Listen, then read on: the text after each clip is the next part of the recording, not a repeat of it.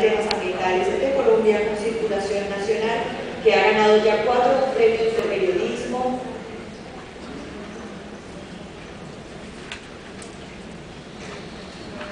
Fue ministra además del Medio Ambiente en el año 2002 y en el año 2003, senadora de la República durante la vigencia 2001-2002. La doctora Cecilia es administradora de empresas de la Universidad de los Andes y entrenadora certificada en negociación y resolución de conflictos. Ha atendido con éxito casos de conflictos y desafíos ambientales del país y ha sido jurado de Andesco en los premios de responsabilidad social empresarial y de la Embajada Británica. También invitamos a nuestra sala al doctor Santiago Madriñán de la Torre, director ejecutivo del Consejo Empresarial Colombiano para el Desarrollo Sostenible, SECODES. Esta es una asociación de 30 compañías líderes dedicada exclusivamente a los temas de desarrollo sostenible empresarial.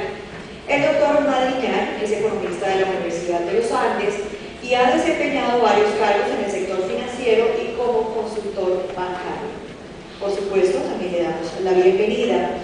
La moderación estará a cargo del doctor Sergio Restrepo Londoño, presidente de la Junta Directiva de Cerro Matoso S.A., para que nos dé sus comentarios respecto a las presentaciones de esta sesión y modere, por supuesto, las preguntas que ustedes formularán.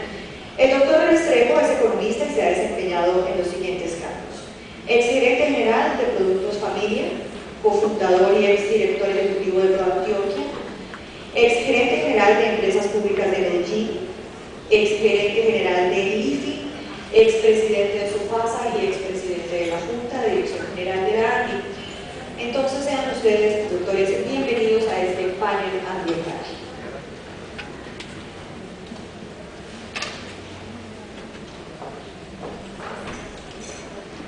Bueno, muchísimas gracias. Buenos días a todos. Quiero agradecer a la ANDI por esta invitación a conversar sobre este tema tan importante como es el medio ambiente, obviamente en el contexto de los temas de responsabilidad social empresarial. Quizá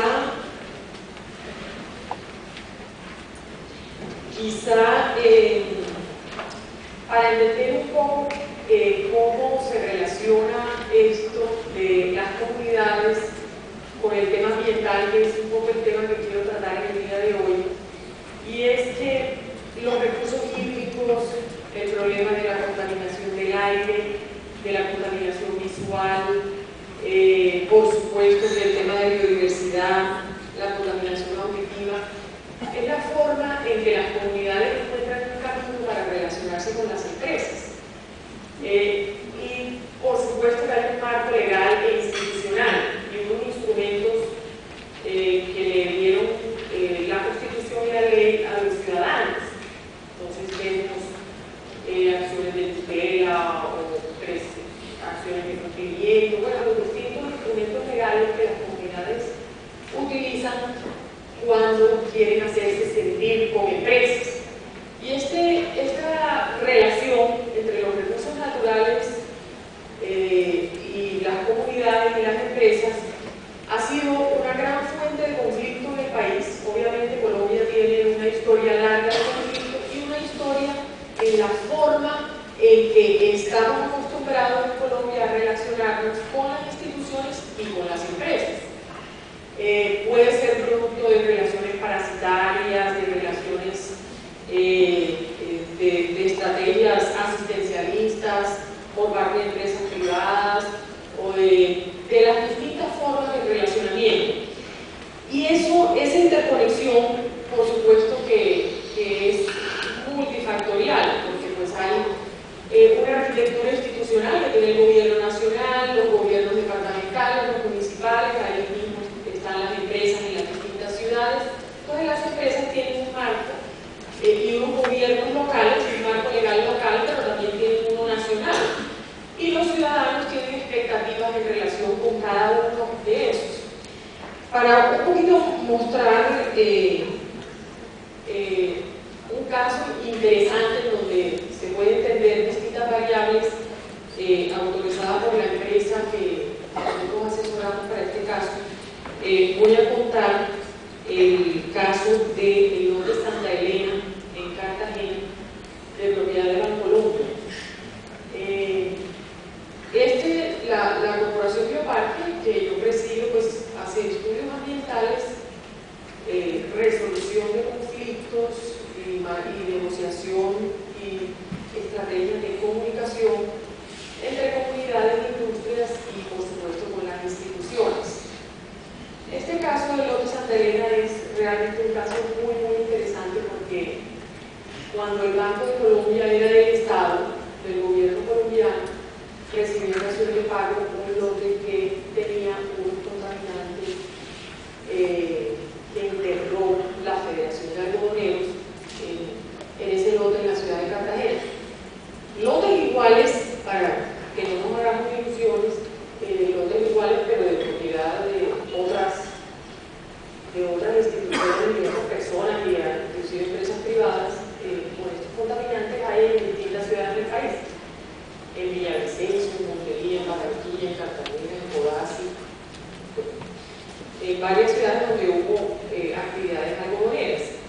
Este es un lote de 20 hectáreas que queda en la mitad de una zona urbana, que en el año 99 se le había hecho un confinamiento porque ya se había descubierto que los empleados de la Federación de Algodoneros, que era una entidad adscrita al Ministerio de Agricultura, o sea, realmente este problema era del Estado, no era realmente de Bancolombia, pero como cuando ya se sucede la compra por parte del grupo antioqueño del Banco de Colombia, pues hereda todo lo que viene allí. Y este lote pues tiene un valor muy importante porque está en medio de una zona urbana muy grande, de 20 hectáreas, pero tiene todos estos barrios alrededor. En el año 99 se le había hecho un confinamiento para meter ahí, digamos, todos estos plaguicidas obsoletos que se encontraban enterrados desde el año 82. Y eso estaba allí. Bueno, en el año 2005 viene toda la inundación de Cartagena y el lote pues había sido declarado que saneado, y se comienza a hacer la construcción de unas casas y bueno, todo fue que hay un pico en la prensa sobre la situación que se estaba sucediendo en el lote, producto de que salieron unos olores. Nosotros empezamos a acompañar al banco en ese proceso. ¿Y qué era lo que se estaba presentando? Todos los barrios alrededor decían que si le daba gripa a alguien era culpa de ese lote. Que si cualquier cosa ocurría, pues obviamente era culpa de eso. Entonces había mucha presión. ¿A quiénes? A la alcaldesa, la personera tenía una actitud muy beligerante, el defensor del pueblo, los líderes locales, el alcalde local. Entonces además de eso había unas periodistas, columnistas, había una gran presión social muy importante. Y todos los medios de comunicación le daban resonancia a eso, que comentaban el caso, escribían, y siempre todo era con información incompleta e información sesgada. O sea, realmente no se conocía qué era lo que estaba haciendo.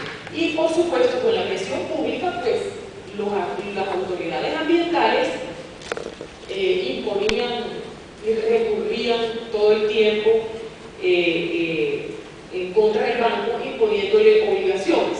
Entonces, ¿qué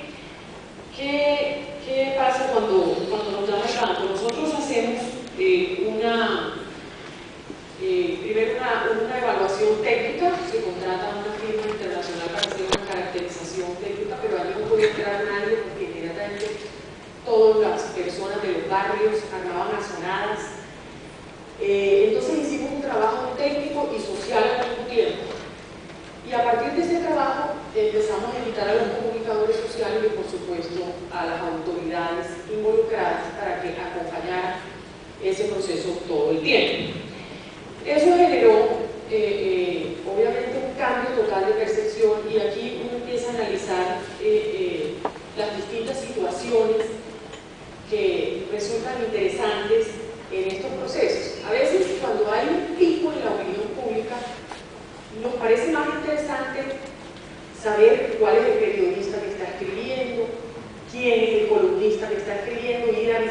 contar. Y realmente es muy importante empezar de abajo con el análisis de fondo real, como en este caso que fue el análisis técnico que permitió desvirtuar totalmente las creencias y el estudio epidemiológico dijo que si daba gripa como cualquier barrio de Cartagena y no era ocasionado por el lote, pero no era suficiente que lo dijera cualquier persona o funcionario del banco, sino que realmente era importante utilizar un instrumento que diera legitimidad, obviamente un estudio técnico.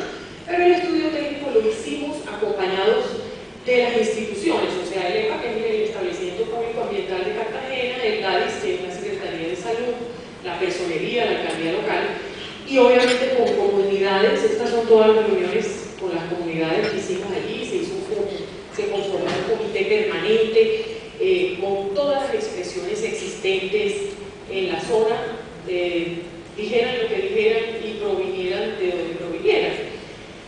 Y eso dio un resultado que realmente es muy importante, que hoy, en este momento, ya este va a ser un caso que vamos a documentar a nivel internacional, porque resulta muy, muy interesante como proceso técnico y social en paralelo y obviamente institucional, trabajando de la mano todos para producir eso. Ya en este momento pues, se va a iniciar el saneamiento del lote, costos muy inferiores de lo que se había presupuestado inicialmente, pues un desastre ambiental que viene de la década de los 80 y que pues hay en el país, en muchas partes, y muchas personas compraron.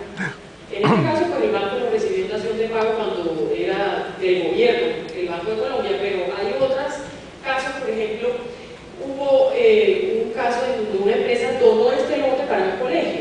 En este momento hay un colegio con unos niños que estudian sobre estos plaguicidas obsoletos en un pueblo que no quiero decir su nombre por razones obvias. Entonces, estos son procesos y estrategias. Bueno, en eso tenía todo un plan de seguridad y salud. Estas son estrategias que vale la pena mirar cómo se deben hacer de manera integral y nunca manejar cada uno de los elementos por separado. Que si hay un problema en los medios, entonces contrata una empresa de medios para que me maneje el caso en el periódico o en la emisora. O si tengo un problema puntual con un funcionario público, entonces trato de buscar quién es el jefe político para ver si lo puedo neutralizar. Nosotros pensamos que esas estrategias, digamos, son parciales y pueden resolver el problema de corto plazo. Y por eso es interesante ver, digamos, conceptualmente, en el caso de empresas que tienen marcas, que de pronto empresa que no tiene una marca, ya hacia arriba puede tener una marca de impacto nacional, y en el otro eje tenemos su entorno socioeconómico. No es lo mismo una empresa que está ubicada en una zona industrial o una empresa que está en una zona rural pero que tiene comunidades pobres alrededor, o una empresa que está en un entorno urbano con hogares pobres. ¿Eso por qué pasa? Porque en Colombia, obviamente, nosotros tenemos una arquitectura constitucional que define que los planes de ordenamiento territorial lo hacen los municipios. Y los municipios, pues como todos los consejos municipales distritales, pueden cometer sus errores. Aquí puede haber un uso del suelo industrial, pero resulta que hay un asentamiento humano de familias pobres. Entonces yo soy la empresa, me siento con el derecho de estar en este sitio, pero realmente tengo un barrio de personas pobres alrededor. Entonces mi comportamiento como empresa, mi comportamiento corporativo debe ser un poco diferente. Tengo que, de todas maneras, aunque me asiste la ley, tengo el derecho, porque el POT me lo permite, tengo que evaluar cuáles pueden ser mis estrategias constructivas para tener un desempeño, un desarrollo empresarial productivo, eficiente y obviamente amigable con el entorno. Y también afecta si yo tengo un gobierno local débil o un gobierno local con mucho reconocimiento. Entonces, muchos casos se dan que opinan los concejales, opina el personero, opina el defensor del pueblo sobre el desarrollo de una empresa, y a veces la empresa se siente frustrada porque se siente incomprendida, porque estas personas hacen aceleraciones de una manera o de la otra. Entonces, El trabajo que va a hacer esa empresa, según el entorno en el que se encuentra, debe realmente tener una mirada muy integrada para empezar a generar un impacto de largo plazo y tener realmente lo que llamamos la licencia social para operar, aunque no sea una licencia formal y legal que me otorgue. Y yo quisiera empezar a mostrar casos de los múltiples casos que nosotros atendemos y que por razones obvias son todos confidenciales, salvo aquellos que pues, nos autorizan divulgar, que ya haya pasado el tiempo de las cláusulas de confidencialidad. Por ejemplo, este señor José Lijardo Pérez, fue una aceleración que salió publicada en BBC Mundo en el año 2003, pero nunca se me olvida porque uno de los primeros consejos comunitarios que hizo el presidente Uribe, a los cuales yo asistí en Yopal, pues se sentía exactamente eso que dice él allí. Entonces dice: a pesar de que BP ha estado en el departamento desde hace más de 20 años, solo hace 3 que empezó a trabajar con los productores. Hay una deuda histórica con relación a la inversión de BP que BP debió hacer en Casanare. Esto tiene que ver un poco con la exposición anterior sobre lo de las cadenas productivas de aprovisionamiento local, pero también por la fortaleza del gobierno local. O sea, si tenemos gobiernos locales débiles, ¿qué va a pasar?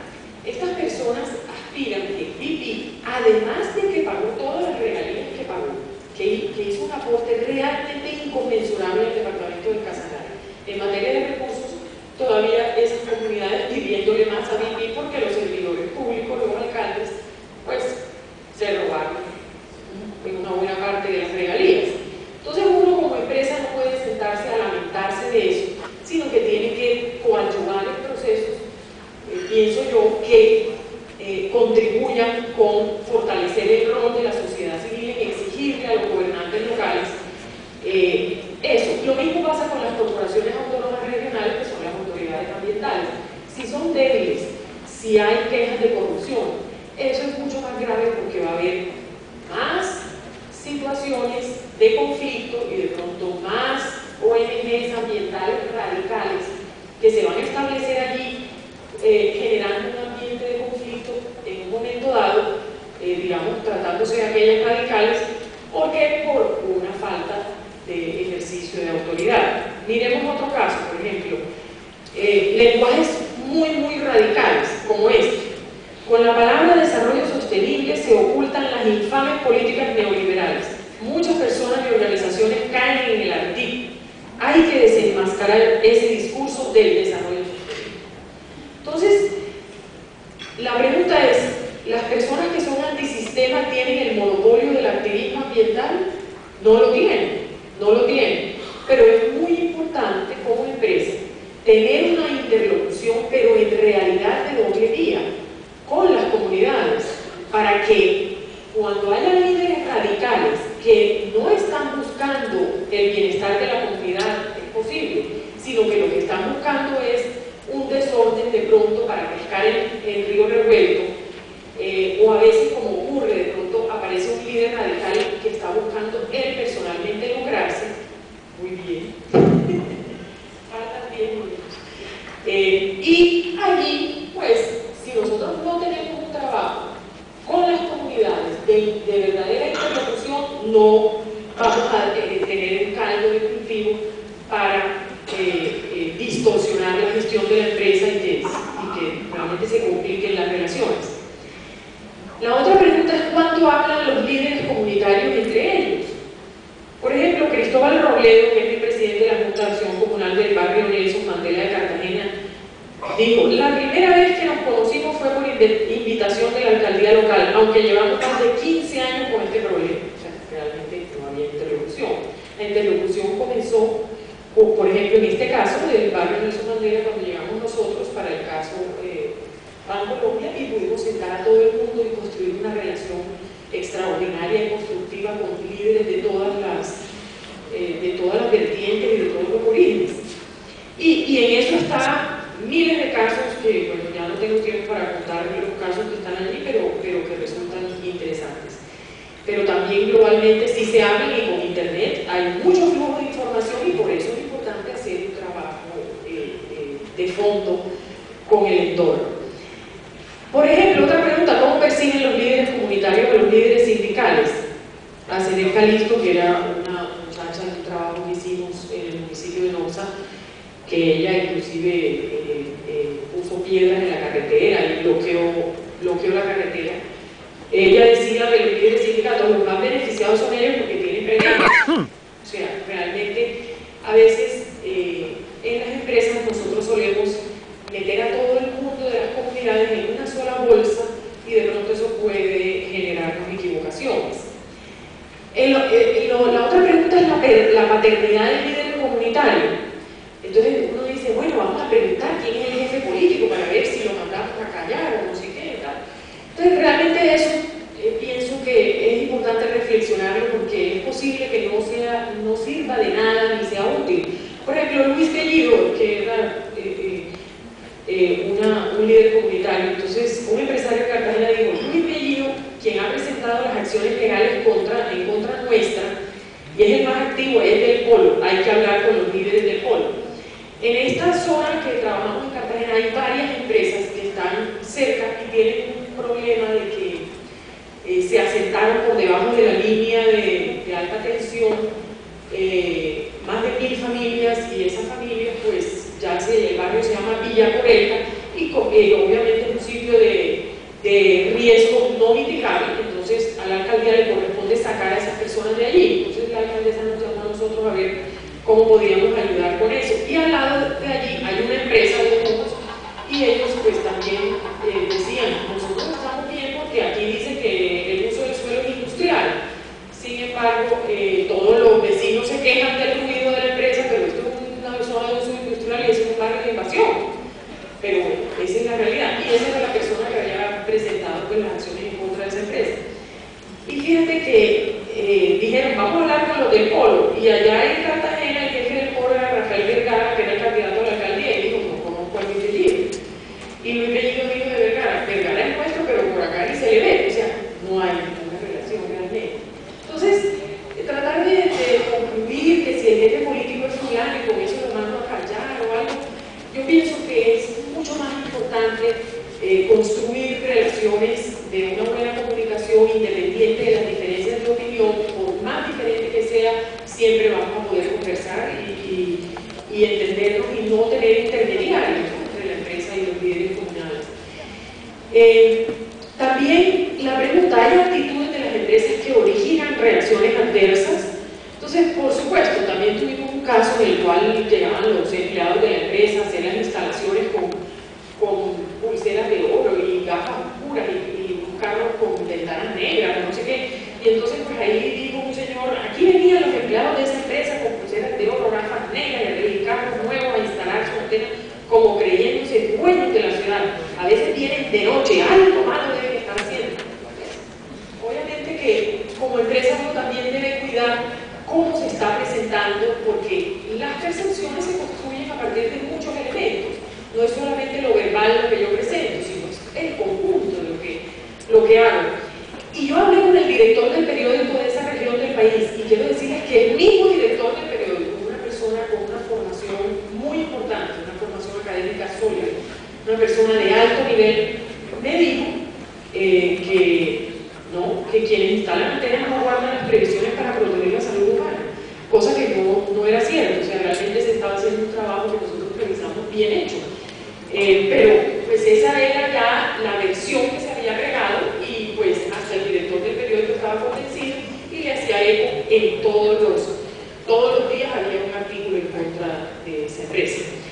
Entonces, y fíjense que un día llamó una persona a la empresa y a un periodista, y le contestaron de pronto mala suerte. A veces un empleado contesta mal y se produce un cisma. La relación entre el dinero y el líder comunitario. Hicimos un proceso en Ciudad Bolívar para la empresa Holcim y Holcim. Todas las empresas cementeras, pues obviamente todas las empresas, no es agradable para uno como empresa que los líderes comunitarios vengan a pedirle plata y cosas. Entonces, en este caso pedían cosas de cemento y cosas de cemento. Hicimos un trabajo muy interesante y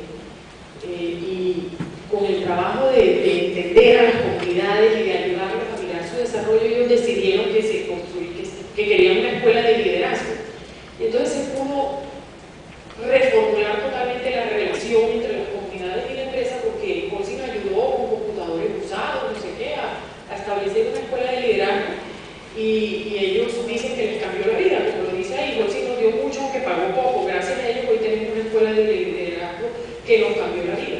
Entonces, son pequeñas cosas que a partir de la construcción de una comunicación muy sólida y muy de ida y de venida, y realmente mirando desde abajo, porque a veces hay personas que me preguntan y dicen, es que les preguntamos a las comunidades qué querían y nos dijeron que querían una piscina. Eso no es posible preguntarlo de esa manera. Hay que hacer un trabajo para ayudar a las comunidades a llegar a una visión del desarrollo, a una visión que les pueda contribuir a su propio desarrollo. Pero tampoco es lo que nosotros, que siempre uno se siente más inteligente que las comunidades. Digo, bueno, si yo fui a una tal universidad, hice un máster, hice aquello, entonces hay una persona joven y digo, yo sé más que ellos, yo trabajo en esta empresa, entonces yo digo, voy a regalar plata para esto. ¿Por qué? Pues porque me da la gana. Entonces eso también tiene un efecto que inclusive muchas veces es al contrario. ¿Por qué? Porque entonces dice, si nos están regalando eso, ¿quién sabe qué esconde? Algo esconde que eso es carísimo. Uy, son como 3.000 millones que están regalando la empresa. Algo esconden. Entonces fíjense que realmente los esfuerzos de responsabilidad social empresarial tienen que estar muy estructurados desde todas las dimensiones para que no produzcan el efecto contrario, para que realmente contribuyan a los objetivos corporativos de la empresa. Y realmente todas las expresiones corporativas producen percepciones positivas y negativas. Y ese es un trabajo que también hay que hacer, porque de pronto uno está haciendo su trabajo desde el área de responsabilidad social empresarial, pero en el área comercial hacen otra cosa que está proyectando una imagen de la empresa, o en el área, digamos, de compras, lo mismo. Y eso, pues, toda esa combinación es la que produce la imagen de la empresa, pero en el área de responsabilidad social quieren que construyan las variables o los atributos de la imagen y le resuelvan el problema a toda la empresa. Y eso es muy difícil que sea posible. Bueno, ya no me queda tiempo, pero esta es una presentación un poco de cómo se construyen esas percepciones, que es como un iceberg,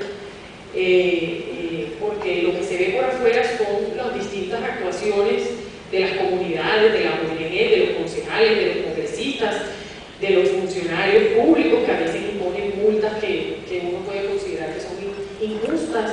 En fin, todas esas cosas vienen, digamos, de percepciones que subyacen. Y además hay que entender que la matriz de relacionamiento de una empresa con el Estado y con las comunidades es bien compleja.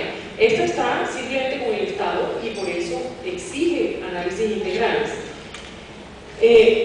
Y ese análisis integral, por supuesto, debe conducir a una estrategia integral que ataque y que empiece a disminuir y a eliminar las acciones de hecho o de derecho que en muchas empresas se ven asoladas por demandas y cosas que pues, provienen de distintas situaciones.